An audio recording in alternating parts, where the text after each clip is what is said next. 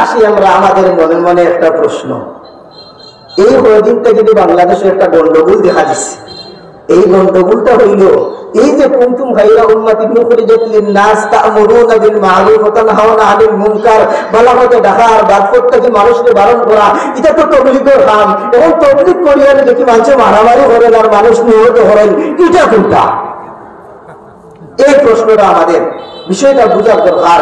দেখুন আজকে আমরা যে এই তবলীগের মহান কাজ, এই তবলীগের মহান কাজটা মহানই, যেটা তবলীগের যারা কাজ করেন প্রকৃতপক্ষে এরা মহান ব্যক্তিও, ঠিক আছে, কিন্তু আমাদের মধ্যে কিছু সন্ত্রাস ওলাইয়া ঢুকিয়া এই তবলীগের কাজটারে নস্যাৎ করার জন্য কিছু সন্ত্রাস ঢুকছে আমাদের মধ্যে।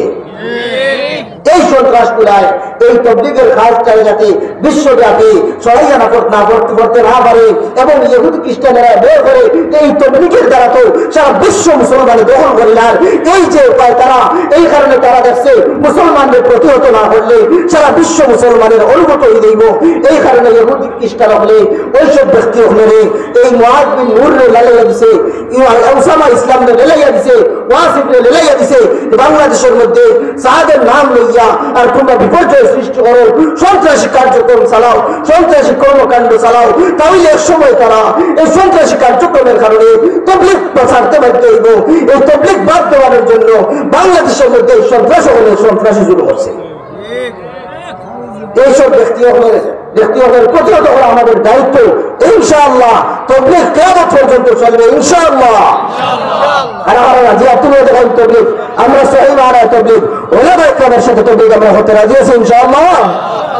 ইনশাআল্লাহ তবলীগ চলবো, কিন্তু আমাদের এই সুযোগে কিছু মানুষ আছে যারা মূলত আমাদের বিরোধী, তবলীগ বিরোধী, প্রকৃত মুসলমান না এরা।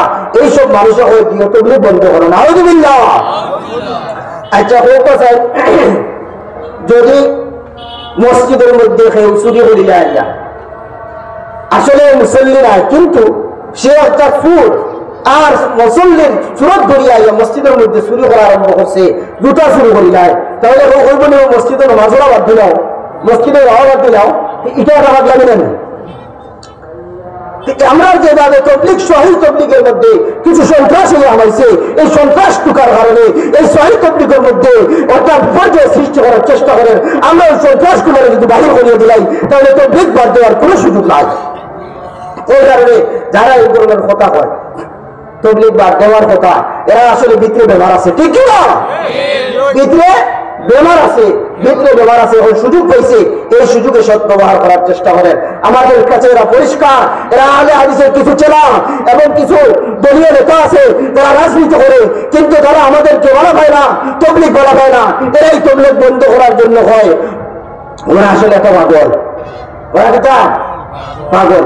দেখুন আমরা এই ইতিপূর্বে বাংলাদেশের মধ্যে আমরা দেখছি ওই যে আওয়ামী লীগ বা ছাত্রলীগের মানুষে ছাত্র দলের উপরে অথবা জামায়াতে ইসলামের উপরে অনেক সময় আক্রমণ করছে।